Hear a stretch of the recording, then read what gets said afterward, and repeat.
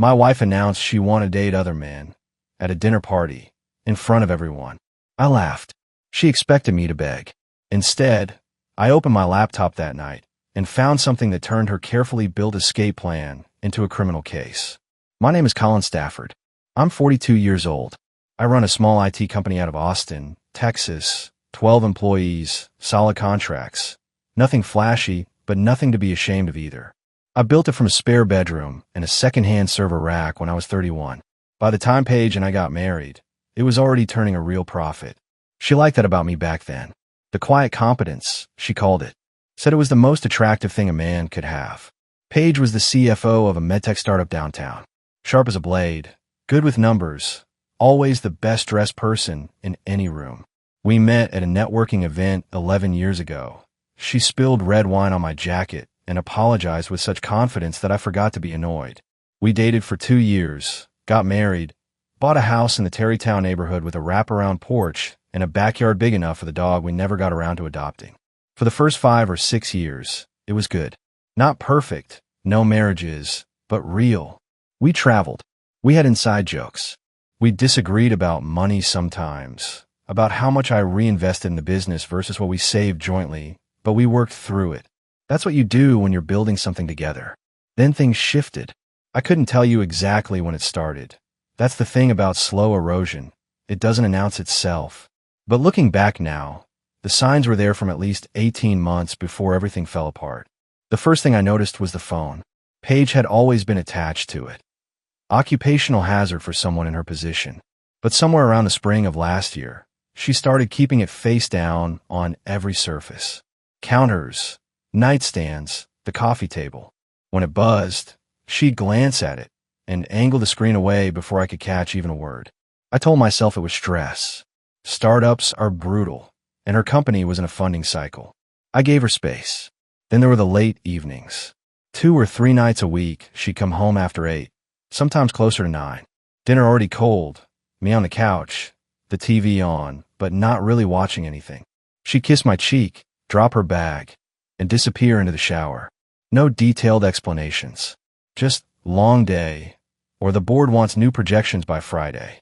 I stopped asking follow-up questions after a while because the answers always felt thin. She started dressing differently, too. New blouses. Heels she hadn't worn since we dated. A perfume I didn't recognize. Something with cedar and something sharp underneath it. I bought her perfume every Christmas because I knew what she liked. This wasn't it. The neighbor across the street, a retired contractor named Doug Pelham who kept odd hours and walked his retriever before sunrise, mentioned something to me one Saturday morning that I couldn't shake. We were both checking our mail, making small talk about the heat, when he scratched the back of his neck and said, almost like he didn't want to, "Hey, just so you know, there's been a car parked on your curb couple mornings a week. Early, like 6:30. Dark gray sedan. Figured it was a work thing." I thanked him and walked back inside. I set the mail on the kitchen counter and stood there for a long moment, staring at nothing. A gray sedan. Paige drove to work at 8:15. A gray sedan at 6 in the morning wasn't a work thing. The second thing that stopped me cold came the same week, almost like the universe was done being subtle. Paige had asked me to grab her insurance card from the filing cabinet. She had a dentist appointment and needed it for the front desk. I found the card. I also found, tucked in a manila folder she'd mislabeled as medical, miscellaneous, a set of documents from her OBGYN. We'd been trying to have kids for 3 years. Or so I thought. She'd gone through the motions, the conversations, the calendar tracking, the occasional sigh about timing and stress. But what I was holding in my hand was a prescription renewal. A contraceptive prescription. Filled 8 months ago. Filled again 4 months after that. I stood in that hallway with the filing cabinet still open and the insurance card in one hand and those papers in the other, and something in my chest went absolutely still. Not anger, not grief, just a cold, precise clarity, the kind that arrives when your brain finally stops protecting you from the truth. I put everything back exactly as I found it. I brought her the insurance card. I kissed her on the cheek when she left for the dentist. And I started paying very close attention. I've spent my career building systems designed to detect anomalies, intrusion attempts, data leaks, behavioral patterns that don't fit the baseline. You train yourself to notice when something is off, Not because you're paranoid, but because ignoring a warning signal costs you more than investigating it. That professional instinct was the same one that kept nudging me in the weeks after I found those prescriptions in the filing cabinet. I didn't confront Paige. Not yet. Confronting someone before you have the full picture is amateur hour. You tip them off, they adjust their behavior, and suddenly the trail goes cold. So I watched. I listened. And I started keeping a mental log. The late evenings continued. 3, sometimes 4 nights a week now. She'd come home with that careful, composed look she wore when she was managing something. The same expression she used in board meetings when the numbers weren't good, but she needed the room to stay calm. I knew that face. I just never expected to see it pointed at me across our own kitchen. The perfume showed up again.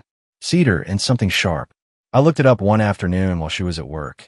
Described the scent to a fragrance website's search tool and got a match inside of 2 minutes.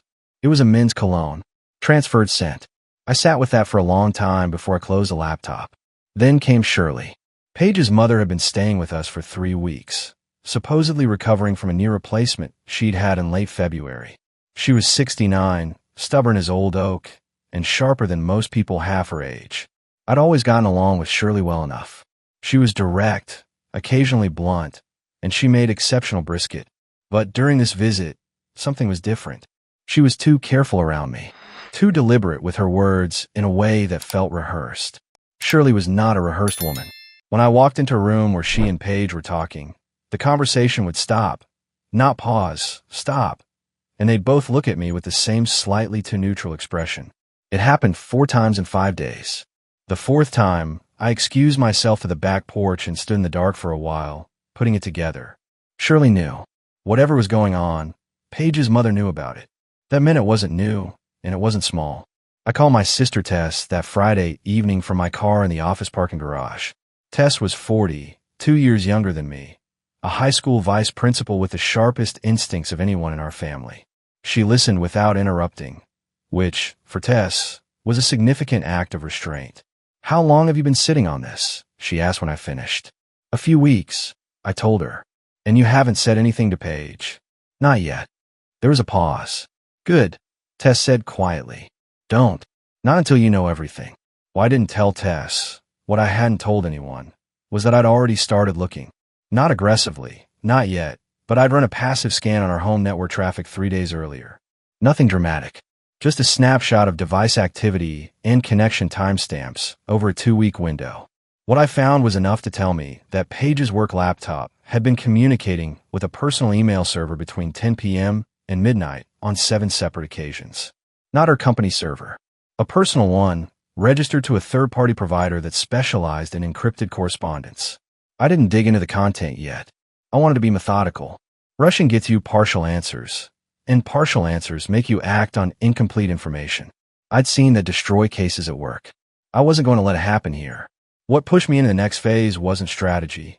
It was a Tuesday evening when I came home early from a client meeting that wrapped up an hour ahead of schedule. I pulled into the driveway at 5:40 and noticed immediately that the guest bedroom light was off. Shirley always had the television on by 5. Always. The house felt different. Quieter. I let myself in through the side door and stood in the hallway listening. Muffled voices from the kitchen. Paige's voice first. Low. Fast. The tone she used when she was working through a problem. Then Shirley's. Slower. Steadier. I caught 3 words before they heard the door and went silent.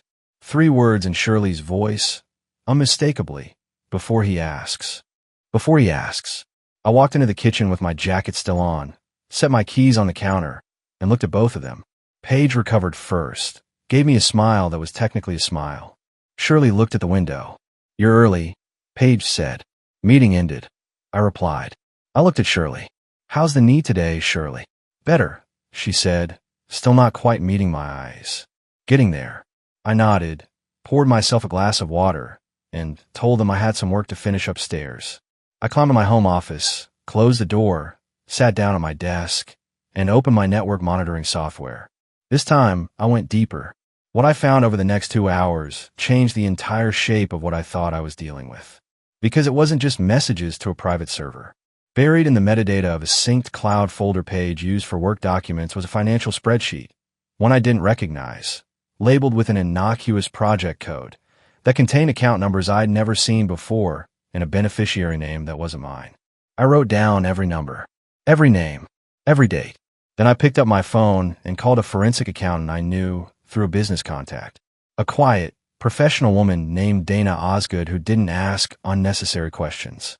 I need to know if money has been moved, I told her, and I need to know where it went. It was a Saturday evening in late April when Paige finally said what she'd been building toward for months. And she chose the worst possible setting to do it, which, in hindsight, tells you everything about where her head was. We were at a dinner party at the home of our friends Kyle and Andrea Fleming. 8 people around a long dining table, good wine, the kind of easy conversation that flows when everyone's known each other long enough to skip the small talk. I'd been quiet most of the evening. Not obviously so. I laughed when it was appropriate, refilled glasses, answered questions. But inside I was carrying everything I'd found over the past 2 weeks like a stone in my chest. Paige had been different all evening. Animated, flushed, like she was running on some private energy source the rest of us didn't have access to. She had 2 glasses of Cabernet before we sat down. By the main course, she was on her 4th. I watched her and said nothing. It was during a lull in conversation, one of those natural pauses where everyone takes a breath and reaches for their glass, that she did it. She set her wine down, turned to face me across the corner of the table, and said it loud enough for everyone to hear. Colin, I've been doing a lot of thinking. I want to explore dating other people. I still want us to stay married. I need the freedom to figure some things out. The table went silent. Not the comfortable kind. Carl stopped with his fork halfway to his mouth. Andrea looked at me. The couple across from us, longtime friends named Rob and Jennifer, both stared at the tablecloth. Paige was watching me with an expression I can only describe as expectant, like she was waiting for me to argue, to plead, to ask her what he could do to fix things, like she expected me to fight for her right there in front of everyone. Instead, I laughed. Not a cruel laugh. Not performed. It just came out, a short, genuine sound of disbelief at the sheer audacity of the moment. I set my napkin on the table, leaned back in my chair, and looked at her with the most level gaze I could manage. You want to date other men, I said, and you want me to fight to win you back. Is that the idea? Her expression shifted. Something tightened behind her eyes. That's not, she started. Because I'm not going to do that. I continued, keeping my voice calm. I'm not going to compete for a woman who's already made her choice. That's not strength, Paige. That's just embarrassing yourself. She opened her mouth, closed it. Her face had gone from flushed to something redder. Not wine, not heat. Something closer to the specific color of a person who expected a very different outcome and isn't sure what to do now. I looked around the table, acknowledged our friends with a brief nod, and stood up. Thank you for dinner, I said to Kyle and Andrea. It was genuinely a good evening up until about 90 seconds ago. I picked up my jacket from the back of the chair, shook Kyle's hand, and walked out through the front door into the cool night air. I drove to a hotel on the east side of the city. Nothing fancy, clean, quiet, anonymous. The kind of place where no one expects conversation. I checked in, took the elevator to the 4th floor, and sat on the edge of the bed with my laptop open and the room's one lamp throwing a narrow cone of yellow light across the desk.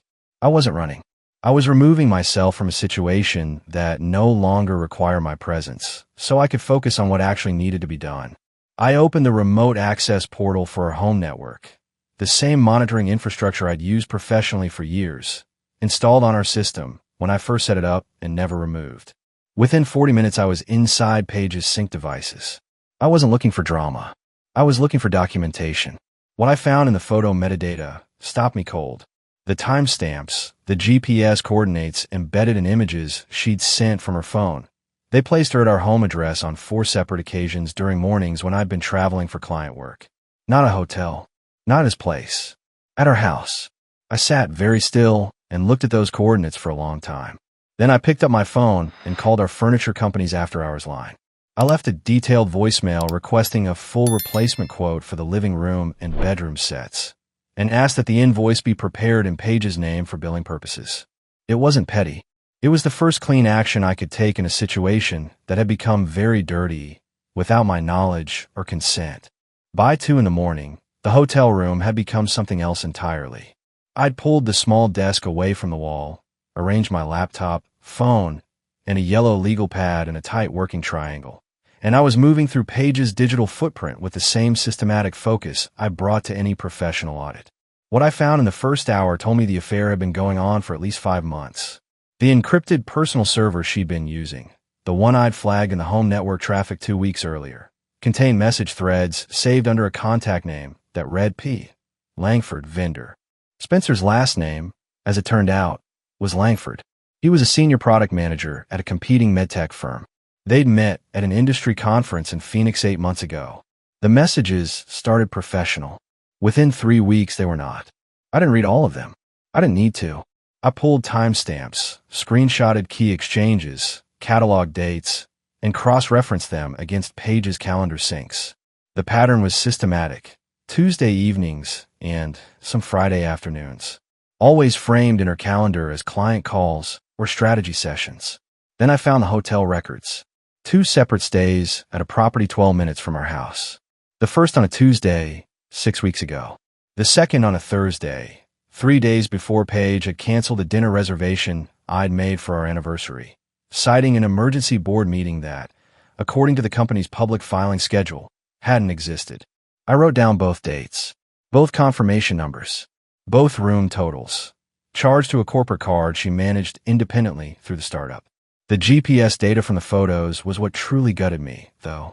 For mornings while I was traveling, twice to Dallas, once to Denver, once to a 2-day conference in Nashville, Spencer's digital trail put him inside our home. Inside the house I'd bought. The rooms I'd renovated on weekends with my own hands.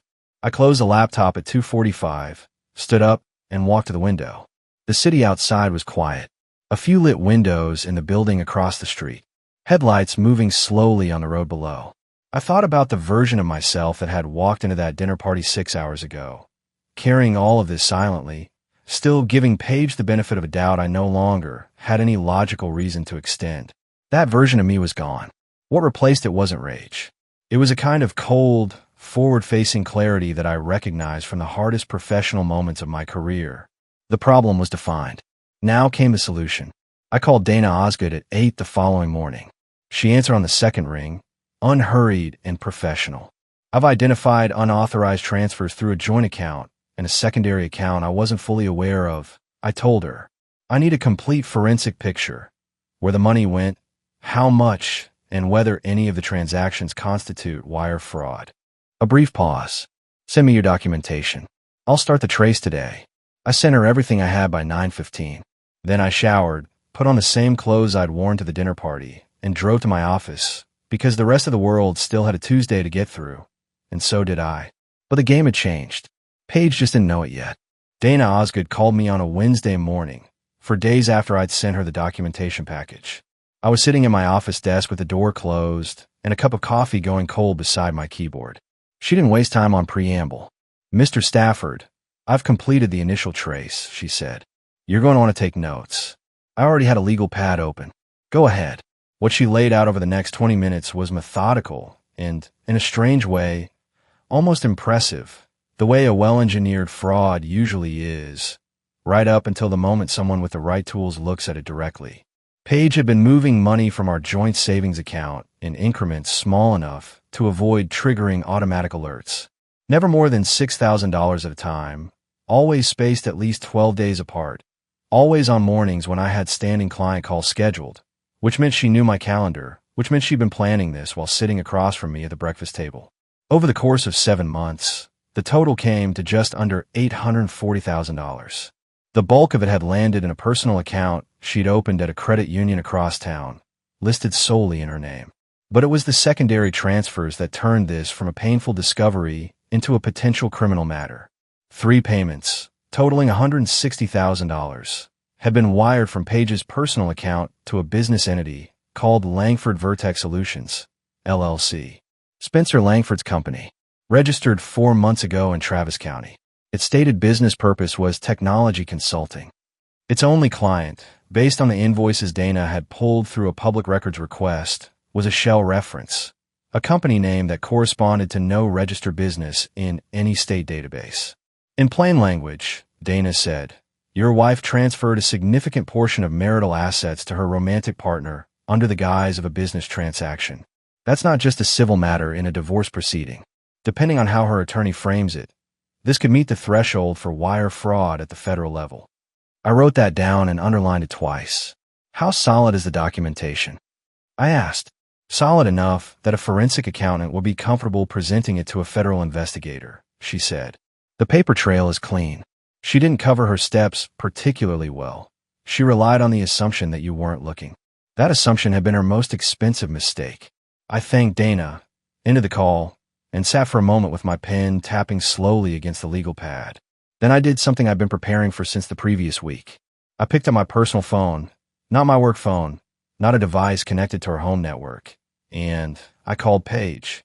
She answered on the third ring, her voice carefully neutral. Colin, I thought we should talk, I said. About the finances. A pause. Not long. Maybe 2 seconds, but enough. What about them? I've been going over the joint account, I said. There are some transfers I don't recognize. I thought maybe you could walk me through them. Another pause. Longer this time. I've been managing some tax reserve allocations. You know how complex our bracket got after the Series B closed. I was going to loop you in. Of course, I said. Can you tell me specifically about the transfers to Langford Vertex Solutions? The 3 payments. Total of $160,000. The silence that followed was different from the others. It had a texture to it. The texture of someone running calculations very fast. That's a vendor relationship, she said finally. Technology consulting for the startup. It went through my discretionary budget. Through our joint savings account, I said. Not the startup's operating account. There was a cash flow issue at the time. It was always meant to be reimbursed. I see, I said. And the other transfers? The ones to your personal account at Loan Star Credit Union. The total that's sitting at just over $800,000. This time she didn't answer at all. Paige, I said quietly. I'm not calling to argue. I just want to make sure I understand the full picture before I talk to my attorney. Your attorney, she said. Her voice had gone very flat. It seemed like the right next step, I said. Given everything. I heard her exhale. And then, in a lower voice, tight with something between calculation and frustration, she said, Colin, if you're thinking about making this adversarial, I want you to understand that I was the one who raised the issue of our relationship first. That has legal implications for how fault is framed. And there it was. I'll let a brief silence pass. Good to know, I said. I'll pass that along. I ended the call and saved the recording to my encrypted cloud drive. In the state of Texas, recording a call with the consent of one party, yourself, is entirely legal. I was the consenting party. Every word she'd said about the vendor relationship, the tax allocation, the legal implications of who raised the issue first, all of it was now documented audio. She hadn't called an attorney yet when she said that. I could tell by the way she said it. Unpolished, reactive, a tactical move made without counsel. Which meant she was still operating under the assumption that she controlled the timeline. She didn't. I did. By the end of that week, the picture was complete. Not comfortable, complete. There's a difference. A complete picture doesn't mean you feel good about what you're looking at. It means you stop being surprised by it. Tess came over to my temporary apartment. I'd moved out of the hotel and into a furnished short-term rental on the south side of the city. On a Thursday evening, with 2 sandwiches and the expression she wore when she already knew the answer to the question she was about to ask. How bad? She said, setting the food on the counter. Comprehensive, I said. I walked her through it. The 7 months of transfers. The LLC. The $160,000 dispenser. The recorded call. She listened with her arms crossed and her jaw set, the way she listened to disciplinary situations at her school, absorbing without reacting until she had the full inventory. When I finished, she was quiet for a moment. Then, she said it had legal implications. That she raised the issue first. Correct. Tess shook her head slowly. She was trying to preempt you. Set herself up as the one who proactively disclosed problems in the marriage. So any infidelity claim gets muddied. That's exactly what she was doing, I said. Her attorney, whoever she ends up with, probably would have advised something like that. Except she did it before she had an attorney.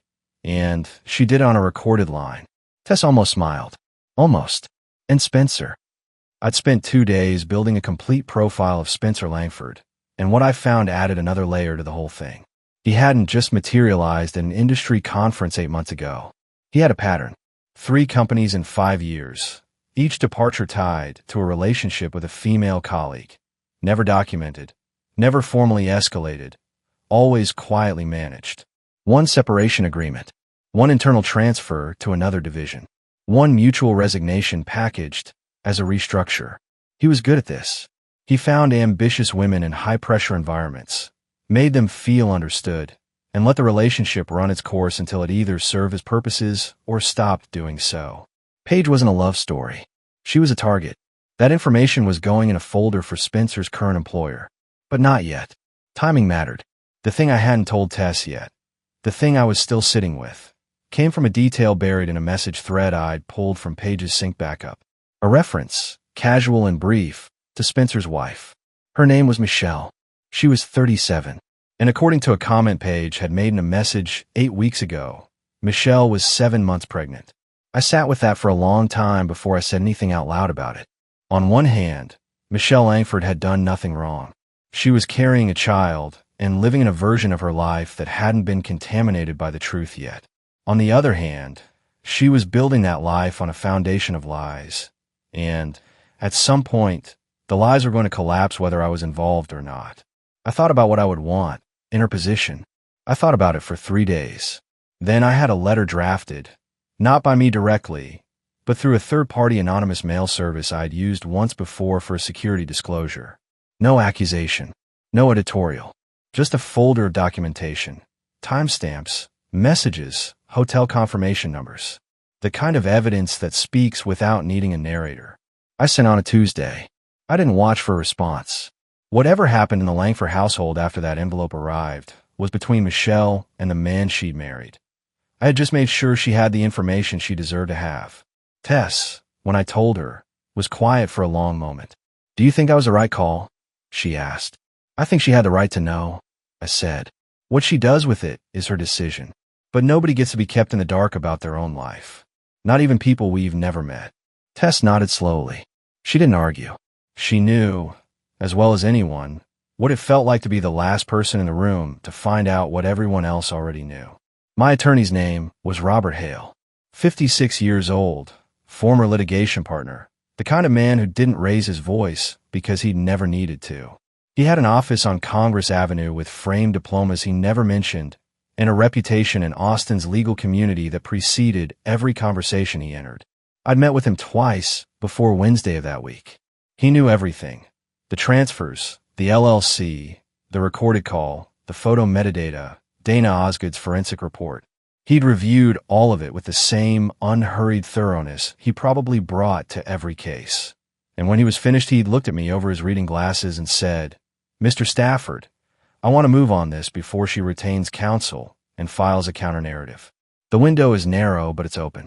Wednesday morning, Robert filed the divorce petition with Travis County District Court at 9:15.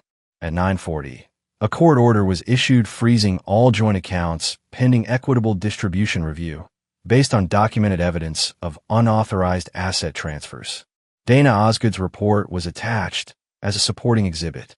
At 10:30, the MedTech startup's HR director received an email. It came from Robert's office. Not anonymous, not informal. A formal legal letter advising the company that their CFO was the subject of an active civil proceeding involving alleged misappropriation of funds, and that relevant documentation had been preserved for potential discovery. The letter made no demands. It simply put the company on notice. By 2 in the afternoon, Paige's badge access had been suspended pending an internal review. I was in my office when my phone rang at 2:47. Paige's number.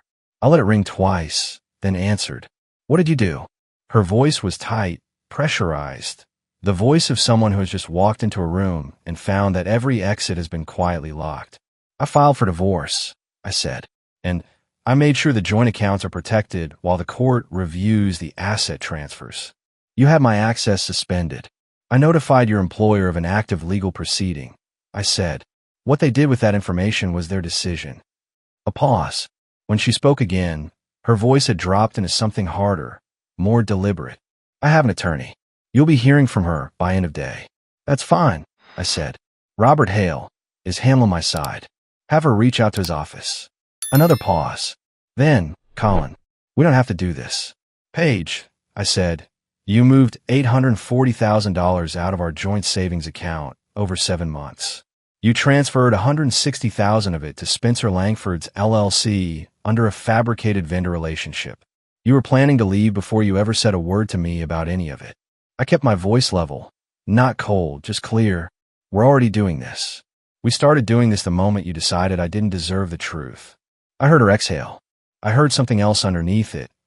Not grief exactly, but the specific sound of a person watching a plan they believed was solid start coming apart at every seam. My face isn't the one that should be read here, she said. And the moment she said it, I understood what she'd expected this whole time. She'd expected embarrassment. Mine. She'd imagined me scrambling, competing, trying to win back a woman who'd already checked out. She'd built her entire exit strategy around a version of me that didn't exist anymore. No, I agreed quietly. It isn't. I ended the call. The attorney Paige retained, a woman named Victoria Cross, turned out to have a problem she hadn't anticipated. Robert discovered it within 48 hours. Victoria Cross had represented Kyle Fleming, our mutual friend at whose dinner table Paige had made her announcement, in a business dispute 3 years earlier. Kyle was listed as a potential witness in my proceedings, having been present for Paige's public statement. It was a textbook conflict of interest. Victoria Cross withdrew from the case by Friday afternoon. Paige spent the following week finding new representation. That week cost her. In legal maneuvering, losing your attorney mid-process is the equivalent of losing your footing on an icy road. Everything that follows happens faster than you're prepared for. I didn't gloat.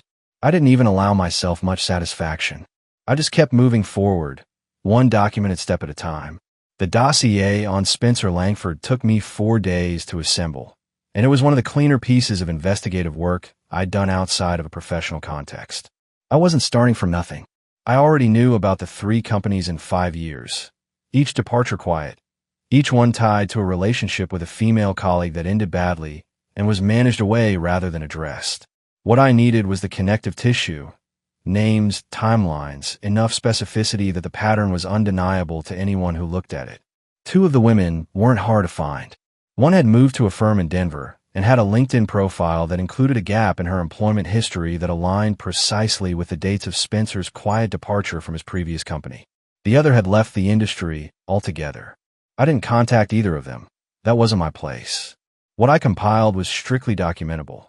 HR records accessible through professional licensing databases, separation agreement filings available through county court records, a single civil lawsuit that had been settled quietly and was a matter of public record even if it had never made news. I packaged it carefully.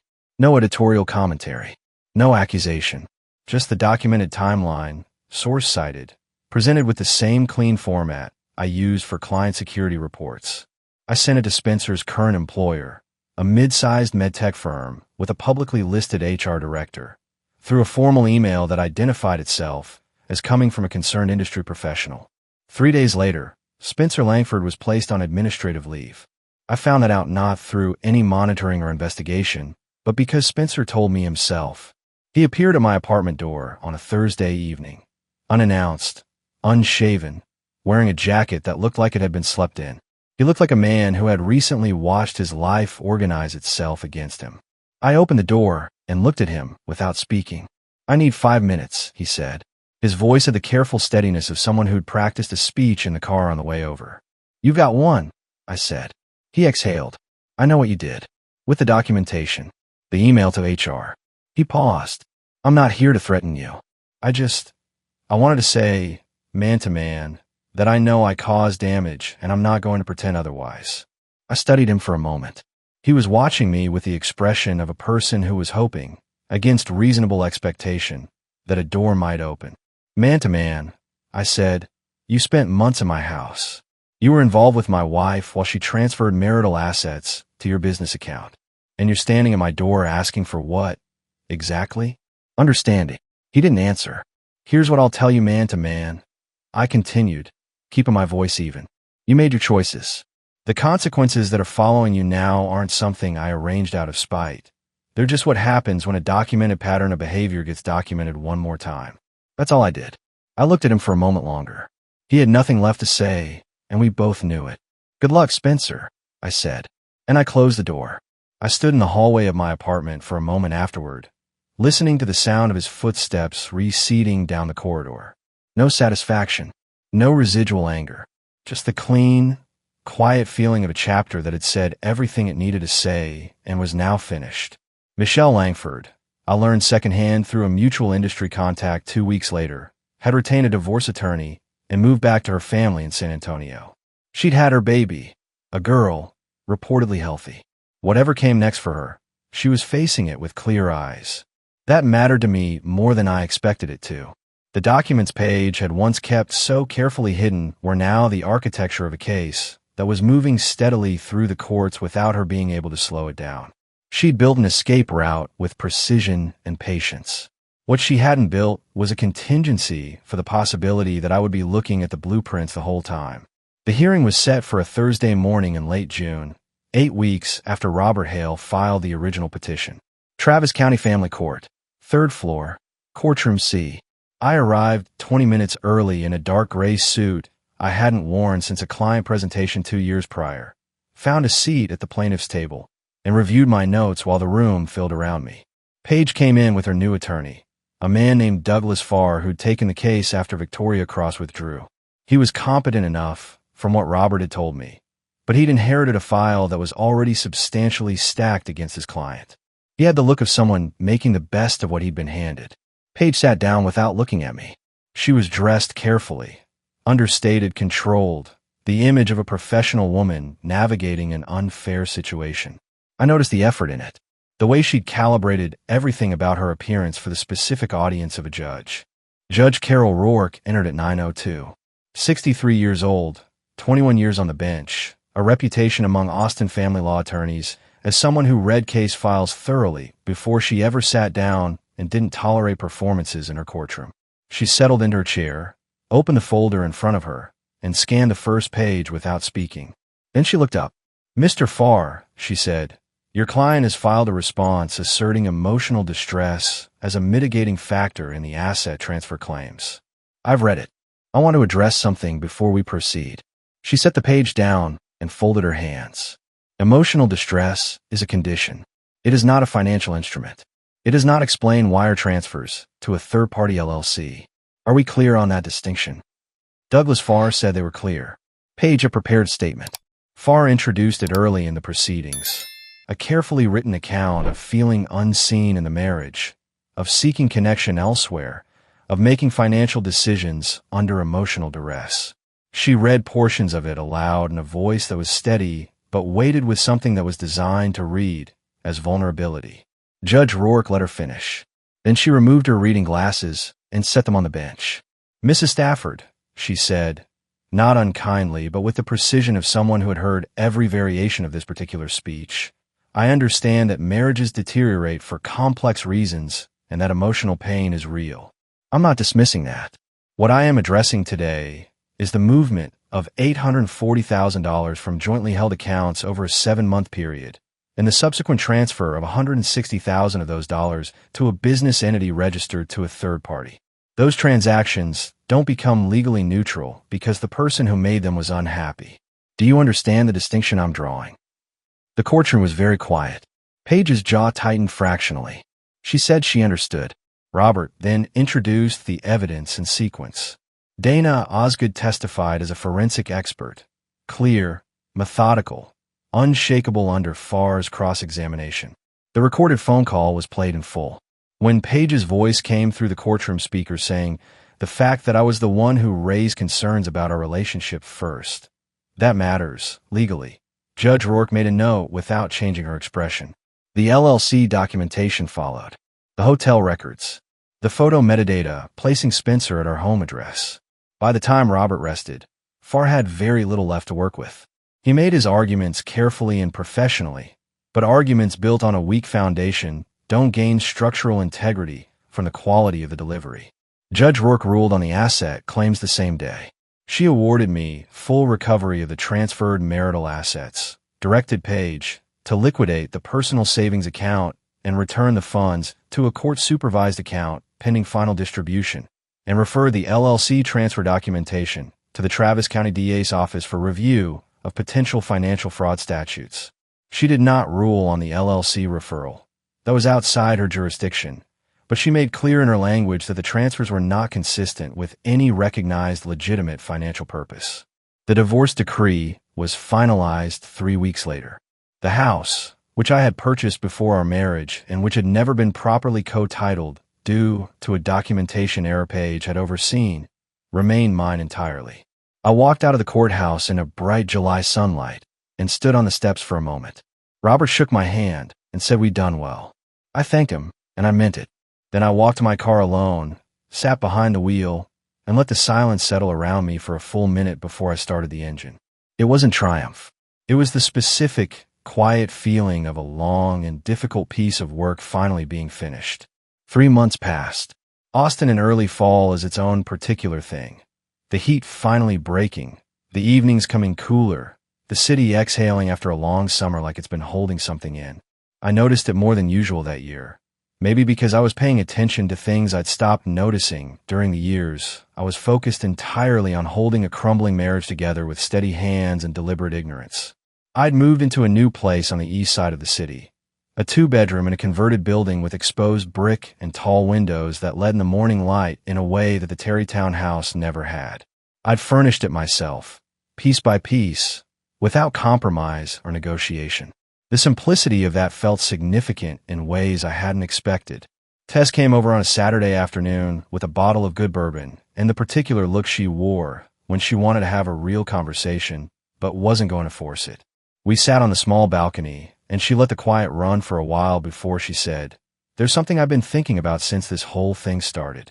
The way Paige framed it, the open marriage thing, the "I need to explore" language. Do you think she actually believed that was a legitimate choice she was offering you? Or do you think she knew exactly what she was doing? I thought about it honestly. Both, I said. I think she'd convince herself it was a reasonable ask because the alternative, admitting she'd already made a decision and was just managing the exit, required more self-awareness than she wanted to have. But underneath the language, it was a maneuver. She wanted to establish a narrative where she was being honest and open, not deceptive, so that if it ever came to court, she positioned herself as the communicating partner. Tess turned her glass slowly. So the open marriage framing wasn't freedom. It was cover. It was cover, I said, and it nearly worked. Except she said it out loud, in front of witnesses, before she had an attorney. Tess shook her head slowly. That's the part that gets me. The audacity of it. Standing up at Kyle's dinner table and announcing it like she was presenting a quarterly report. She expected me to fall apart, I said. Or beg. That was the calculation. She never considered that I'd already been looking. We were quiet for a while after that, watching the neighborhood below in the early autumn light. The question I hadn't answered out loud, not to Tess, not fully even to myself, was the one about Michelle Langford. Whether sending that letter was right. I'd made the decision, and I stood by it. But standing by a decision and being at peace with every edge of it are different things. Michelle had delivered her daughter, relocated to San Antonio, and filed for divorce from Spencer. Those were facts I knew. What I didn't know, and couldn't know, was what those weeks had cost her, how she processed it, what it had done to a pregnancy that should have been a straightforward joy. I told Tess about it plainly. She listened, and when I finished she said, "You gave her the truth and you let her decide what to do with it. That's all anyone can do." I keep wondering if the timing was wrong. I said.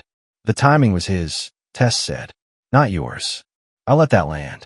It helped, the way precise things help when you've been carrying something imprecise. Professionally, nothing had changed dramatically. My company had held steady through the whole period. 12 employees who'd never known anything was wrong. Contract that had continued running because I'd built systems that didn't require my constant attention to function. That, at least, was one thing I'd done right. Spencer Langford had been terminated from his position following the internal review. The Travis County DA's office had opened a preliminary inquiry into the LLC transfers. Nothing had been charged yet, but the file was open, which meant the window for accountability was still active. I checked in with Robert Hale periodically. He told me to be patient. I was good at patient. I was at an industry conference in Houston in mid-October. 2 days of panel discussions and networking dinners that I'd almost skipped before deciding that isolation wasn't the same thing as healing. When I found myself in conversation at the evening reception with a woman I hadn't met before. She was composed, direct, with the kind of economy of language that comes from spending years in a field that doesn't reward decoration. We talked for 20 minutes before she mentioned, offhandedly, that she worked in forensic financial investigation. I looked at her. Who do you work for? She named the firm. It was Dana Osgood's firm. I know someone there, I said carefully. She tilted her head slightly. Dana Osgood? Yes. A brief pause. She mentioned your case, she said. Not by name. But the structure of it was distinctive enough that when you said what you do, IT security, Austin, I put together. She looked at me evenly. She said it was the most methodically documented marital fraud case she'd worked in 11 years. I didn't know what to say to that for a moment. Then I said, I had a good teacher. 12 years of building systems that catch things people don't think they're leaving behind. Her name was Dana's colleague, Priya Merritt, 38, sharp, and apparently unbothered by the particular gravity that trails a man who has recently survived something significant. We talked for another hour. She gave me her card. I held it on the drive back to my hotel that night, turning it over in my fingers in the dark of the back seat, not reading into it, not building anything from it, just acknowledging that the world was still moving, still offering things, and that a man who'd spent a year looking backward might, carefully, without rushing, start learning to look forward again. That felt like enough to work with.